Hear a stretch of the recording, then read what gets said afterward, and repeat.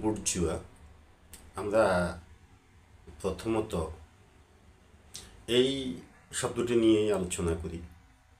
Bourgeois শব্দটি এসেছে ফরাসি শব্দ থেকে। বুর্জুয়া বুর্জ বা বুর্গ শব্দ থেকে। প্রাচীন ফরাসিদের অভিজাত শ্রেণী একটি নির্দিষ্ট এলাকায় বসবাস করতেন এবং সে এলাকায় একটা প্রতিরক্ষা দেওয়াল থাকতো। যে দেওয়ালটাকে বিশেষ করে বুর্গ বলা হতো। বুর্গ বেষ্টিত বা দেওয়াল বেষ্টিত অঞ্চলটাকে পরবর্তীকালে বুর্জ নামে পরিচিত করা হয়, যেটা বাংলা শব্দে বুর্জ নামে প্রবেশ করেছে এবং সেই বুর্জ থেকে রূপান্তরিত হয়ে বুর্জুয়া শব্দটিতে রূপান্তরিত হয়েছে। এখন এই বুর্জুয়া কারা? আমরা কাদেরকে বুর্জুয়া বলতে বুঝে থাকি? বুর্জুয়া বলতে সাধারণত এক শ্রেণীর ধুরন্ধর রাজনীতিবিদ এবং সমাজপতি, যারা বিভিন্ন কলা কৌশল খাটিয়ে সমাজে বিভিন্ন স্তরে অংশগ্রহণ করে অবস্থান নিয়ে সমাজে বিভিন্ন অপতৎপরতা প্রতিষ্ঠা করে থাকেন, সম্পদের একীভূত করে থাকেন এবং সমাজের সর্বত্র এক ধরনের প্রভাব খাটিয়ে বিশৃঙ্খলা, অশান্তি, অস্থিতিশীলতা সৃষ্টি করেন। বংশ পরস্পরায় নিজেরা সর্বত্র একটা দখলদারিত্ব, কর্তৃত্ব ইত্যাদি বজায় রাখেন এবং যারা সবসময় ক্ষমতার কেন্দ্রবিন্দুতে অবস্থান করে থাকেন, এই রকম একটা শ্রেণীকে বুর্জুয়া শ্রেণী বলে অভিহিত করা হয়। সমাজতান্ত্রিক রাজনীতিতে এই বুর্জুয়া শ্রেণীর বিরুদ্ধে আন্দোলন, সেই সমাজতান্ত্রিক রাজনীতির যে প্রবর্তন, তখন থেকেই এই বুর্জুয়া শ্রেণীর বিরুদ্ধে এক ধরনের আন্দোলন চলে আসছে। যদিও সমাজতান্ত্রিক আন্দোলন বর্তমান বিশ্বে অত প্রকট নয় বা তারা ততটা শক্তিশালী হয়ে কোথাও সেরকম অবস্থান নিতে পারেননি। এই বুর্জুয়ারা, আমি যদি বাংলাদেশের প্রেক্ষাপটে আলোচনা করি, বাংলাদেশের রাজনীতিতে আপনি লক্ষ্য করুন, বাংলাদেশের অর্থনীতিতে আপনি লক্ষ্য করুন, আপনি সামাজিক পরিবেশ পরিস্থিতিতে লক্ষ্য করুন, সর্বত্রই বুর্জুয়াদের আধিপত্য এই একবিংশ শতাব্দীর বা দ্বাবিংশ শতাব্দীর যুগে এসেও বুর্জুয়াদের আধিপত্য সমানভাবে রয়েছে। তারা এখনও সমানভাবে আমাদের সমাজে নিষ্পেষণমূলক এবং আমাদের রাজনৈতিক জীবনে সর্বত্রই একটা নিষ্পেষণমূলক কর্মকাণ্ড চালিয়ে যাচ্ছে এই বুর্জুয়া শ্রেণী। এখন বুর্জুয়া শ্রেণীর সাথে আমাদের পার্থক্যটা কোন জায়গায়? আমরা হচ্ছে সাধারণ খেটে খাওয়া মানুষ, আমরা কোথাও প্রভাব খাটাতে পারি না, কোথাও শক্তি বা বাহুবল, পেশিবল প্রয়োগ করে কোনো কিছু আদায় করে নিতে পারি না। কিন্তু বুর্জুয়ারা তার বিপরীত, তারা সর্বত্র প্রভাব খাটিয়ে বাহুবল, পেশিশক্তি প্রয়োগ করে, ক্ষমতার দাপট প্রয়োগ করে তারা সবসময় সুবিধা ভোগ করে থাকেন। এই বুর্জুয়ারা অর্থনৈতিক বৈষম্যের সৃষ্টি করেন, বুর্জুয়ারা অর্থনীতিটাকে নিয়ন্ত্রণ করে থাকেন এবং অনেক ক্ষেত্রেই সরকার এই বুর্জুয়াদের কাছে পরাস্ত হয়ে থাকেন। রাষ্ট্র ক্ষমতা পর্যন্ত এই বুর্জুয়াদের কাছে পরাস্ত হয়ে থাকেন। ক্ষেত্র বিশেষে দেখা যায় বুর্জুয়ারা সরকার নিয়ন্ত্রণ করেন, সরকারের পরিবর্তন ঘটান, সরকারের নতুনত্ব আনেন এবং রাজনীতিতে অনেক উত্থান পতন ঘটিয়ে থাকেন এই বুর্জুয়া শ্রেণী। এই যে সমাজে বৈষম্য, সাম্যবাদহীনতা, এর বিরুদ্ধে আমরা কিন্তু আজও, এবং এই বুর্জুয়া শ্রেণীর বিরুদ্ধে আমরা শক্তিশালী প্রতিরোধ এখনো গড়ে তুলতে পারিনি। বয়োজ্যেষ্ঠরা যারা রয়েছেন তারা পাকিস্তান আমলের 22 পরিবারের কথা শুনে থাকতে পারেন।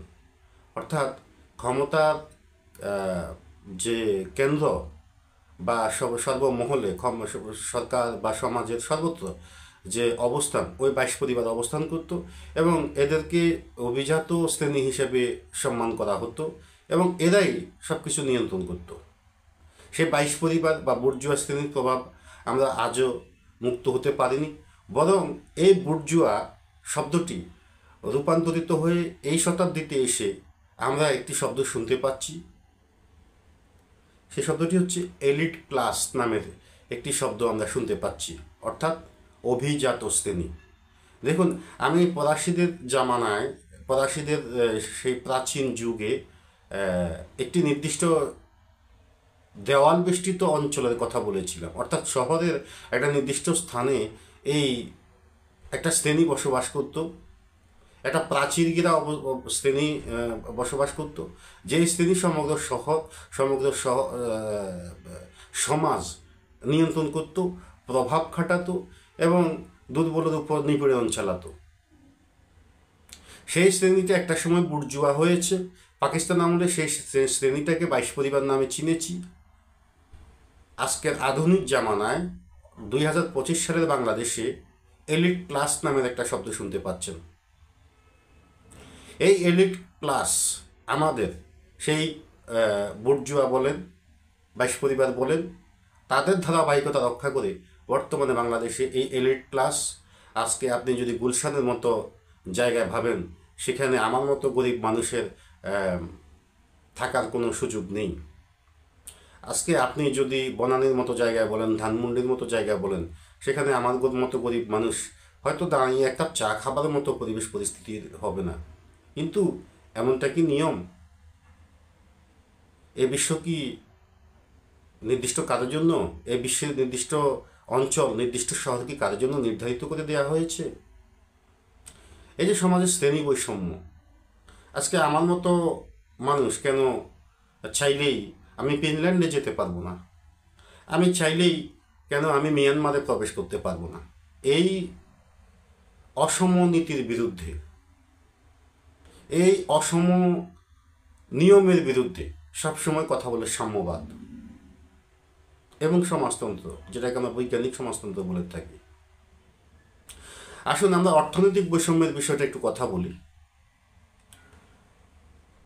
আমি ছোট্ট একটি এক্সাম্পল দিয়ে বলতে চাই। আমি কিছুক্ষণ পরে এই ভিডিওটি রেকর্ডিং, এখন সন্ধ্যাবেলা, এই ভিডিওটি রেকর্ডিং শেষে আমি অবস্থান করছি চট্টগ্রামের একটি জায়গায় আমি অবস্থান করছি। এখান থেকে আমি অন্য একটি জায়গায় যেতে আমার যে বাহনের প্রয়োজন, যানবাহনের প্রয়োজন, আমার আপাতত মোটরসাইকেল নেই, যে যানবাহনের প্রয়োজন, সেই বাহনের জন্য আমাকে নির্ভর করতে হয় একটি নির্দিষ্ট বাসের উপরে। 3 নম্বর বাস নামের একটি বাস চলে। অন্য কোনো বাহন এই চট্টগ্রামের এখানে রাজপথ, এই রাজপথে চলতে দেওয়া হয় না। একটা নির্দিষ্ট চক্র সেটাকে নিয়ন্ত্রণ করে থাকে। সেটা সব সরকারের আমলে, সব সরকারের সময় এই নির্দিষ্ট চক্রটি এই সিস্টেমটি পরিচালিত করে থাকেন। এই 3 নম্বর বাসে আপনাকে উঠতে হবে গাদাগাদি করে। সেখানে ছোট্ট একটি মিনি বাস, 10 থেকে 12 জনের ক্যাপাসিটি, সেখানে অন্তত 50 জন মানুষকে উঠতে বাধ্য করা হয়, কারণ 3 নম্বর বাস ব্যতীত অন্য কোনো যানবাহন এখানে চলতে দেওয়া হয় না। একটা নির্দিষ্ট শ্রেণী, একটা নির্দিষ্ট প্রভাব প্রতিপত্তি খাটিয়ে সিটি কর্পোরেশনকে ম্যানেজ করে এখানে অন্য কোনো বাস সার্ভিস বা অন্য কোনো বাহনকে চলতে দেওয়া হয় না। ফলে যারা রিক্সা রয়েছেন, রিক্সার ড্রাইভাররা অতিরিক্ত ভাঙা হাঁকিয়ে থাকে, যাতে অন্য কোনো, আবার এখানে সিস্টেম আছে, একজন রিক্সার ড্রাইভার আপনি যদি 50 টাকা বলেন, একজন রিক্সা ড্রাইভার যদি রাজি হয়, যারা 80 টাকা 90 টাকা দাম হাঁকিয়েছিল, তারা এসে তাকে শায়েস্তা করবে, তাকে শাসানি দেবে। এই হচ্ছে, আমি একটা ছোট্ট একটি অর্থনৈতিক যে বৈষম্যের কথা বললাম, কেন এখানে অন্য বাসগুলি কেন চলতে পারবে না। আসুন আমি যদি আপনাকে তরকারি বাজারের কথা বলি, সেখানে একটা নির্দিষ্ট কমিউনিটি রয়েছে, নিজেদের একটা চক্র রয়েছে, যেটাকে অনেকে সিন্ডিকেট বলে অভিহিত করে থাকেন। আমি জানি না শব্দটি আবিধানিকভাবে সিন্ডিকেট শব্দটি যথার্থ কিনা। যাই হোক, আমি মনে করি একটা শ্রেণী রয়েছে, একটা চক্র রয়েছে। এই চক্রটির বাইরে অন্য কেউ এসে এখানে আর ব্যবসা করতে পারবে না, এবং এরা যা দাম নির্ধারণ করবে সেই দামে ক্রেতারা তরকারি কিনতে বাধ্য হবেন। আপনি মাছের বাজারে যান, অনুরূপ নিয়ম। এবং ভিক্ষুকদের মধ্যেও আমি এক ধরনের চক্র লক্ষ্য করেছি যে এই অঞ্চলে আমরা ছাড়া অন্য কেউ ভিক্ষা করতে আসতে পারবে না। এ হচ্ছে, আমি যদি একেবারে ক্ষুদ্র, একেবারে তৃণমূলে এসে যদি অর্থনৈতিক বৈষম্যের কথা বলি, এ হচ্ছে আমাদের সমাজে অর্থনৈতিক বৈষম্য ব্যবস্থা। এভাবে আপনি আন্তর্জাতিক পর্যায়ে আসেন, ইউরোপীয় ইউনিয়ন করে সেখানে আন্তর্জাতিক মুদ্রা তহবিল, এফবিআই করে, এবং বিভিন্ন ধরনের আন্তর্জাতিক নিয়ম নীতি করে, বা আমাদের রাষ্ট্রীয় ব্যবস্থাপনায় এসে, সরকার ব্যবস্থাপনায় এসে নির্দিষ্ট কাউকে ব্যবসা করতে দেওয়া হবে, কাউকে ব্যবসায়িক সুযোগ সুবিধা দেওয়া হবে, ইত্যাদি নানান নিয়ম কানুন করে এক ধরনের অর্থনৈতিক বৈষম্য প্রতিষ্ঠা করে রাখা হয়েছে। আমি আলোচনাটি দীর্ঘায়িত করতে চাই না। আমি যথাসম্ভব চেষ্টা করেছি বুর্জোয়া শ্রেণী থেকে 22 পরিবার এবং এলিট ক্লাস, আমি শুধু এই আলোচনাগুলি করার উদ্দেশ্য, এবং অর্থনৈতিক বৈষম্যের যে সামান্যতম আলোচনা করেছি, এই আলোচনাটি করার উদ্দেশ্য এই পৃথিবী আমাদের সকলের, এই পৃথিবীর সর্বত্র আমাদের সকলের অধিকার রয়েছে। এই পৃথিবীর আলো, বাতাস, বায়ু, পানি সবখানেই আমাদের অধিকার রয়েছে। সেখানে এইসব অনিয়ম করে, অন্যায় করে অধিকার বঞ্চিত করা, সেটা সাম্যবাদ নয়, সেটা মানবাধিকার সেখানে সমুন্নত থাকে না, মানবাধিকার রক্ষা হয় না। ধন্যবাদ সকলকে।